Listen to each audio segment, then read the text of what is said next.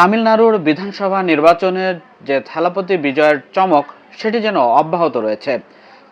108 আসনে জেতা বিজয় থালাপতির যে দল টিভিকে তার সরকার গঠন করতে গিয়ে যে সংকটে পড়েছিল সেখান থেকে শুধু উত্তরণই ঘটেনি, নানান নাটকীয়তার জন্ম দিয়ে চলেছে।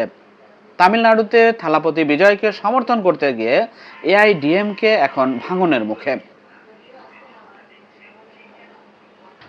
ভারতের তামিলনাড়ুর মুখ্যমন্ত্রী থালাপতি বিজয় নামে পরিচিত চন্দ্রশেখর জোসেফ বিজয়ের দুশ্চিন্তার অবসান তো ঘটলই।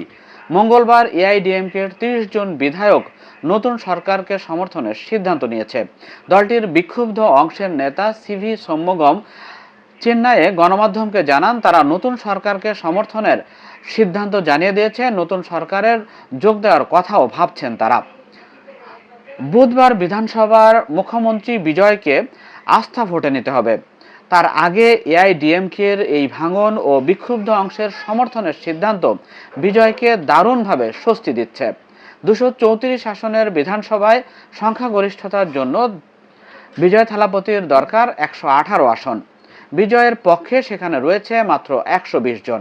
এই পরিস্থিতিতে এআইডিএমকের 30 জন বিধায়কের সমর্থন আগামী দিনে এই সরকারের স্থায়িত্ব সম্পর্কে নিশ্চিত হবে আর কি। এই শম্ভুগম ও এই অংশের আরেক শীর্ষ নেতা এসপি পেলুভনি বলেছেন যে তারা এই সিদ্ধান্ত নিতে বাধ্য হয়েছেন দলের সাধারণ সম্পাদক ও সাবেক মুখ্যমন্ত্রী কে পালানিস্বামী বা ইপিএস এর হঠকারিতার কারণে।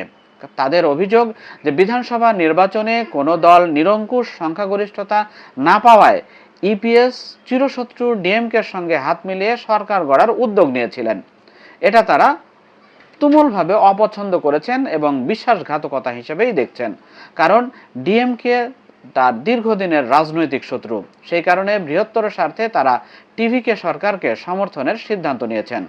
বিধানসভায় 4টি আসন জেতা কংগ্রেস, 2টি করে আসন জেতা সিপিআই, সিপিএম, ভিসিকে, আইইউএমএল আগেই টিভিকে সরকারকে সমর্থন জানিয়েছিল।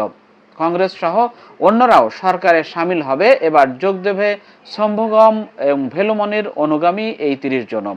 এটা রাজনৈতিক সমীকরণ রাজ্যে একটা নতুন মেরুকরণের রাস্তাও খুলে দিতে পারে, কারণ 5 দশকের শত্রুতা সত্ত্বেও ডিএমকের সঙ্গে হাত মিলিয়ে এআইডিএমকে নেতা ইপিএস সরকার গড়তে যে আগ্রহী হয়েছিলেন, মতবিরোধের ফলে বিরোধীরা দলত্যাগ করায় এই ডিএমকের সঙ্গে জোট বাঁধতে ইপিএস এর যেমন আর কোনো বাধা থাকছে না।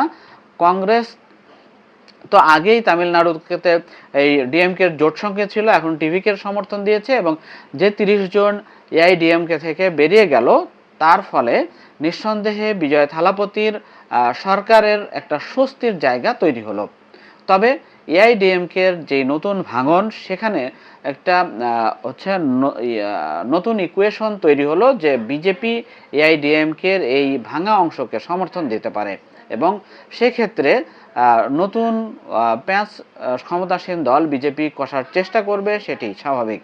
তবে বিজয় থালাপতি আপাতত স্বস্তিতে রয়েছেন, কারণ তার যে প্রয়োজনীয় আসন সংখ্যা পূরণ হতেই যে সমস্যা হচ্ছিল, সেখান থেকে প্রয়োজনীয় 118 পার হয়ে 120-এ একের কানায় কানায় গিয়ে সরকার গঠন করার যে সক্ষমতা দেখিয়েছে, সেটার সাথে যদি এআইডিএমকের এই 30 জন বিধায়কও তার পক্ষে চলে আসে, তাহলে এটি টিভিকে সরকারের জন্য দারুণ একটা স্বস্তির বিষয়।